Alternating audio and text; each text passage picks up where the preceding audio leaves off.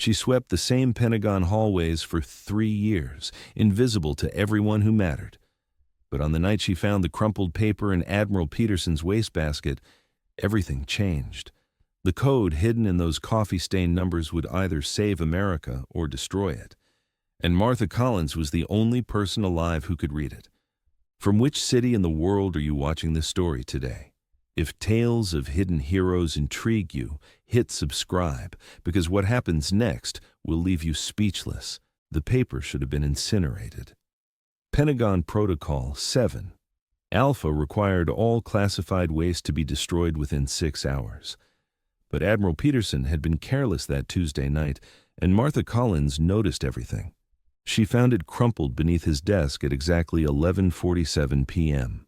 Coffee-stained, torn, discarded like worthless garbage. To anyone else, it looked like random numbers. To Martha, it was a death sentence written in mathematical perfection. Because Martha Collins wasn't really a janitor. 3 years earlier, Dr. Martha Kellison had been MIT's youngest cryptography professor. Her shadow protocol system was so advanced that the government classified it immediately, buried it so deep that even Martha was forced to disappear. They gave her a new name, a new life, and a mop bucket. They thought her brilliance was safely locked away. They were wrong. The numbers on that paper were her numbers, her system, her unbreakable code. Someone had stolen her life's work and turned it into a weapon pointed straight at the heart of America. And tomorrow, 12 million people were going to die.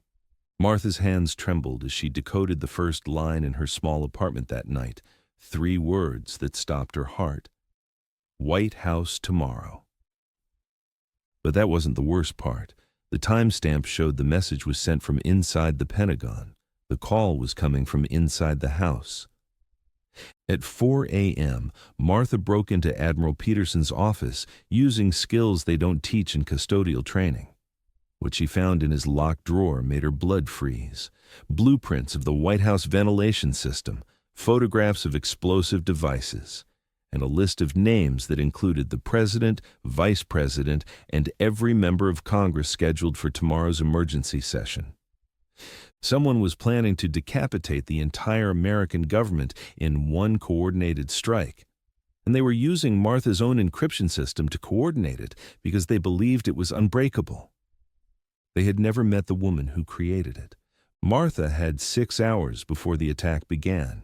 6 hours to stop the most sophisticated terrorist plot in American history. 6 hours to prove that the quiet janitor everyone ignored was actually the deadliest weapon in the Pentagon. But first, she had to survive the next 5 minutes, because footsteps were approaching the office, and whoever was coming had keys. The door handle turned. Martha dove behind the massive oak desk just as Admiral Peterson entered, followed by 2 men in dark suits. But these weren't American agents. Their accents gave them away immediately when they spoke in hushed tones about final preparations and acceptable casualties. Admiral Peterson, the man whose trash she had been emptying for 3 years, was the traitor. And he was about to discover that his cleaning lady had just uncovered the biggest conspiracy in Pentagon history. "The device placement is confirmed," one of the suits whispered. "All access points secured. The target will be eliminated at precisely 3 p.m. during the joint session." Martha pressed herself against the cold floor, her heart hammering so loud she was certain they would hear it. In her pocket, the decoded fragment seemed to burn against her skin. She knew too much. If they found her now, she would disappear forever. But then Admiral Peterson said something that changed everything. "What about the Kellison woman? Are we certain she's eliminated?" The second man laughed coldly. "Car accident 3 years ago. Very convenient. Her shadow protocol died with her. No one else on Earth can break those codes." Martha almost smiled in the darkness. They had no idea they were standing 15 feet away from the very woman they thought was dead. The woman whose mathematical genius was about to destroy their perfect plan. As soon as they left, Martha moved into action. But she couldn't just call the FBI. Who would believe a janitor claiming to have uncovered a massive conspiracy? She needed proof. She needed allies, and she needed them fast. That's when she remembered Agent Sarah Chen. For 3 years, Martha had watched the FBI agent maintain her own cover as a custodial worker. 2 undercover operatives hiding in plain sight, pretending to be invisible while they watched and listened and learned. It was time for the invisible women to save America. Martha found Agent Chen in the basement break room at 5 a.m., looking exhausted after her own night shift. Without saying a word, Martha placed the decoded fragments on the table between them. "My name is Dr. Martha Kellison," she whispered, "and we have 4 hours to stop the end of the American government." Agent Chen's eyes went wide. She recognized the name immediately from classified briefings, the brilliant cryptographer who had died in a suspicious car accident. Except she was sitting right there, very much alive, with intelligence that could save millions of lives. "Prove it," Agent Chen said quietly. Martha pulled out her phone and began typing. Within seconds, she had accessed the Pentagon's most secure communication system using backdoors she'd built into her own encryption protocols years earlier. Information flowed across the screen that no custodial worker should have been able to access. "Holy shit," Agent Chen breathed. "You're really her." "And you're really FBI," Martha replied. "Now listen carefully, because in 3 hours and 57 minutes, every person in the White House is going to die unless we stop them." What followed was the most intense briefing in counterterrorism history, conducted in a Pentagon break room between 2 women who were supposed to be invisible. Martha laid out the entire conspiracy: the stolen encryption system, the infiltrated White House staff, the coordinated attack designed to eliminate American leadership in a single devastating blow. But the terrorist plot was even worse than Martha had initially realized. As she decoded more intercepted communications in real time, the true scope became clear. This wasn't just an attack on the White House. Simultaneous strikes were planned for Congress, the Supreme Court, the Pentagon itself, and major media headquarters. The goal was total chaos, complete governmental collapse. Agent Chen was already on her secure phone, but Martha grabbed her wrist. "Wait. Any official response will trigger their abort protocols. They're monitoring all federal communications. The moment you call this in through normal channels, they'll disappear and try again later when security is relaxed." "Then what do you suggest?" Martha's eyes gleamed with the cold fire of mathematical precision. "I suggest we turn their own system against them. I can intercept every communication, redirect their operatives, and feed them false confirmations, but I need access to the Pentagon's cryptographic computers." "That's impossible.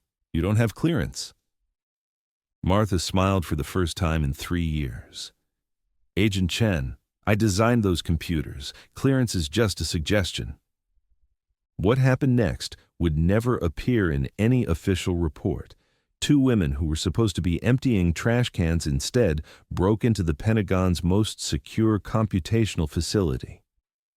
Martha's fingers flew across keyboards she had helped design, accessing systems she had helped build, turning the full power of American cryptographic technology against the people who had stolen her life's work.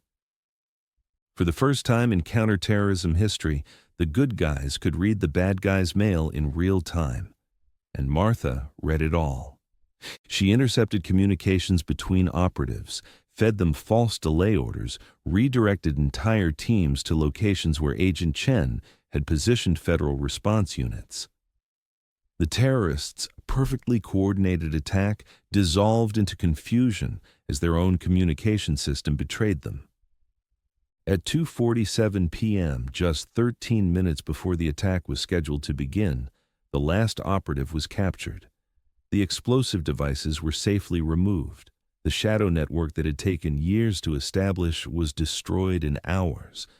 The terrorists never realized that their unbreakable code had been broken by the woman who created it, the woman they thought was dead, the woman who had been emptying their leader's trash can for 3 years, learning their secrets, waiting for the perfect moment to strike back.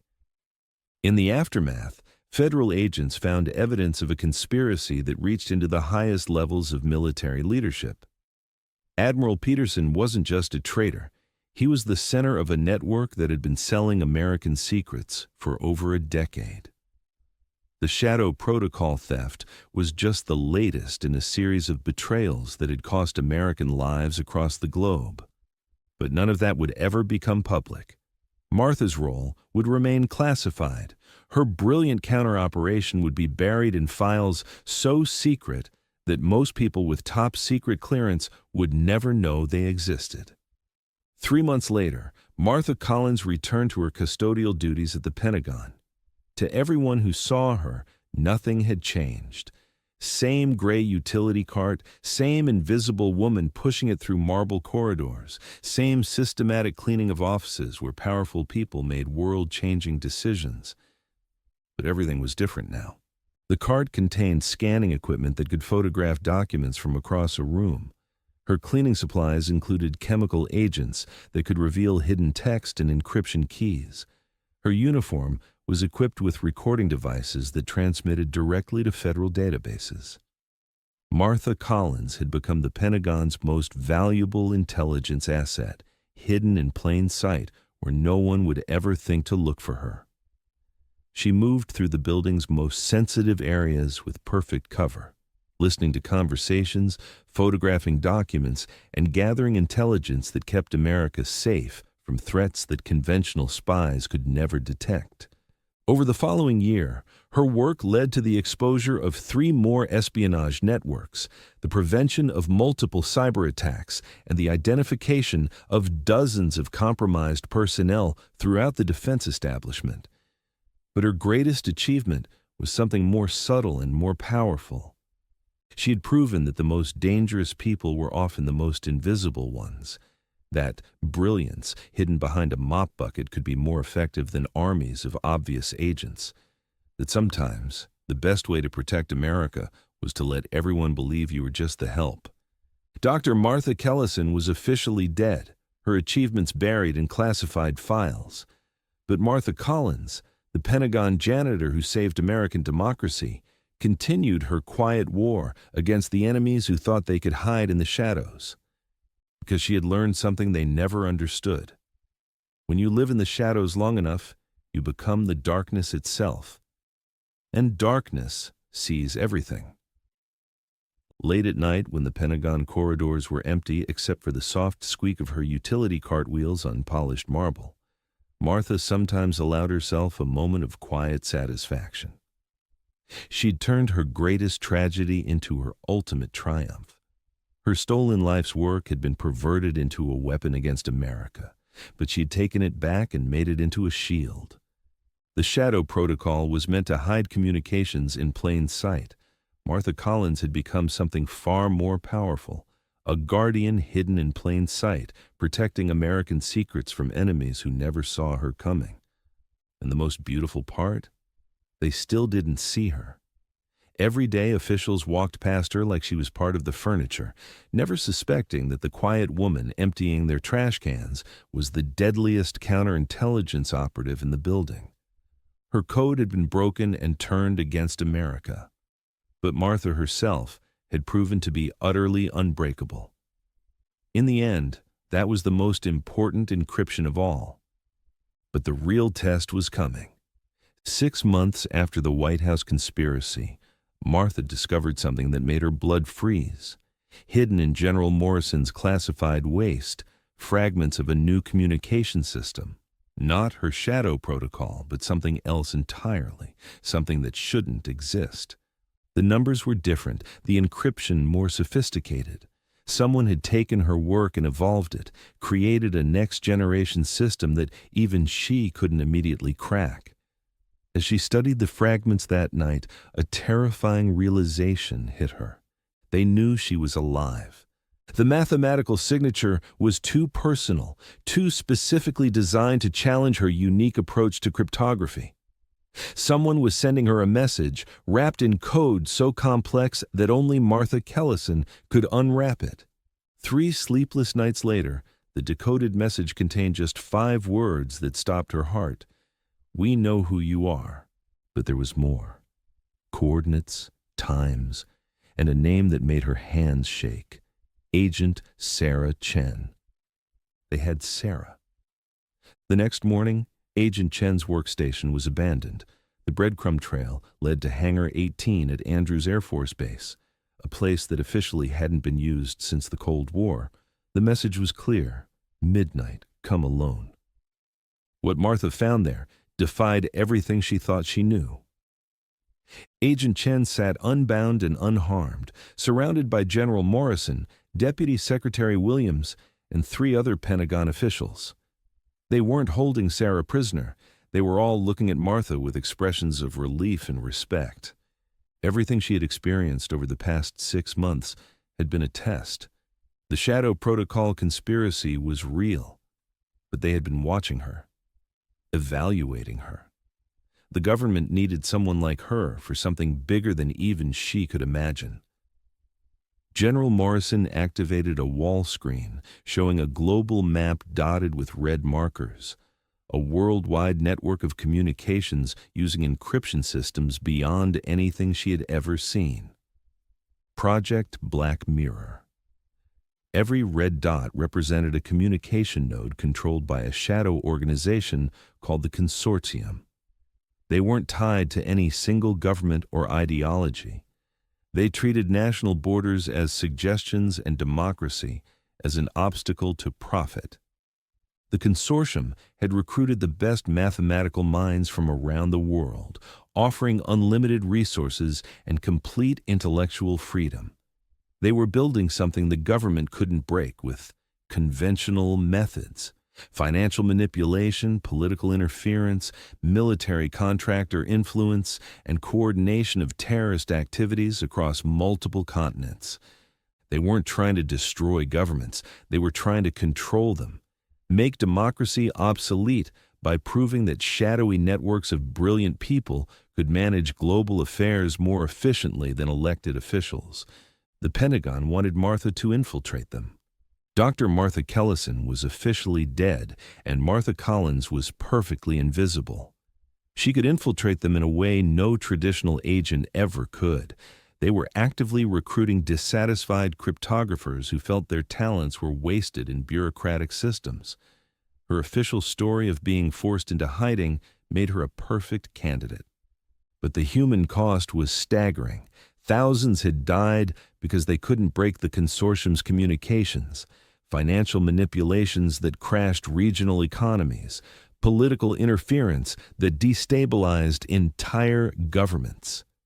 The consortium operated on a scale that made traditional terrorism look like amateur hour. And they were planning something massive for the upcoming G7 summit. 7 world leaders, their entire security details, and hundreds of support staff all in one location. If the consortium could coordinate something there, they could eliminate or compromise the leadership of every major democracy simultaneously. Martha had 6 weeks to stop them. 2 weeks later, Martha Collins submitted her resignation from Pentagon Custodial Services. Her supervisor barely looked up, just another invisible worker disappearing into the vast anonymity of American labor. But Dr. Martha Kellison was about to be reborn, the perfect recruit for an organization that valued brilliance above loyalty and results above morality. The consortium's initial contact came exactly as predicted, a seemingly accidental meeting in a Cambridge coffee shop where a stranger noticed Martha working on advanced mathematical proofs. Within hours, she was being interviewed by people who clearly knew more about her real background than should have been possible. Martha was ready for them. She had crafted a persona of brilliant bitterness, a woman whose genius had been suppressed by small-minded bureaucrats. When they offered her unlimited resources and complete intellectual freedom, she accepted with the perfect mixture of eagerness and suspicion. What she found inside the consortium exceeded even the Pentagon's worst-case assessments. They weren't just planning to control governments, they were planning to replace them entirely. Democracy was inefficient, they argued. Elections were popularity contests that elevated mediocrity over excellence. Martha dove into their work with apparent enthusiasm while secretly documenting everything. She was helping to design systems that could manipulate global financial markets in real time, election systems that could change vote tallies without detection, and communication networks that could coordinate simultaneous operations across every continent. But the G7 operation was worse than anyone had imagined. They weren't planning to kill the world leaders. They were planning to replace them with AI-driven deepfakes so sophisticated that no security system could detect the substitution. 7 world leaders would be quietly eliminated. Their AI doubles would return to their respective countries to implement consortium policies, and the transition from democracy to technocratic control would be complete within months. Martha had 10 days to stop the most audacious conspiracy in human history. But she had learned something that changed everything. She wasn't the only government plant in the organization. Agent Chen hadn't been kidnapped. She had been deep undercover for over a year. And they had discovered something that would shock the Pentagon team. The consortium's leadership included prominent figures from American intelligence agencies, people who had grown tired of democratic inefficiency and decided that benevolent technocracy was humanity's only hope for survival. The final confrontation happened at the pristine conference center where the G7 summit was scheduled to begin, with Martha and Sarah working frantically to disable replacement systems, while consortium operatives realized their most valuable recruit was actually their greatest enemy. In the end, Martha's mathematical genius proved stronger than theirs. The deepfake systems crashed, the replacement operations failed, and the consortium's network was exposed and dismantled. But the victory came at a cost that would haunt Martha forever, because in the final moments, as security forces moved in to arrest the consortium leadership, she realized that General Morrison had been playing a deeper game than anyone suspected. He wasn't trying to stop the consortium. He was trying to take control of it. The man who had recruited her, who had orchestrated her elaborate testing, had been planning to eliminate both the democratic governments and the consortium leadership. To position himself as the one stable leader in a world shocked by the revelation that both elected officials and shadowy networks had been compromised. Martha's final code, transmitted in the last seconds before the facility was locked down, didn't just disable the deepfake systems. It exposed Morrison's conspiracy to every intelligence agency on Earth simultaneously. The quiet janitor, who had learned to see everything while remaining invisible, had ensured that no one could hide from the truth. In the aftermath, as governments worldwide struggled to understand how close they had come to obsolescence, Martha Collins returned to her Pentagon custodial cart one last time. Not because she needed the job, but because she wanted to complete the circle. But this time, she left something behind for the next invisible guardian who might need it. Hidden in the maintenance closet where she had stored her cart for 3 years, Martha placed a sealed envelope containing a single mathematical proof. A new encryption system so advanced that it could protect democratic communications from any future consortium, any future Morrison, any future threat to the radical idea that ordinary people deserve to choose their own leaders. The envelope was marked with a simple instruction: for the next invisible hero who knows that democracy is worth protecting, even from those who claim to know better. Because sometimes the most important battles are fought by people whose names will never appear in history books. And sometimes the greatest victory is ensuring that ordinary heroes will always have the tools they need to save the world, one emptied trash can at a time.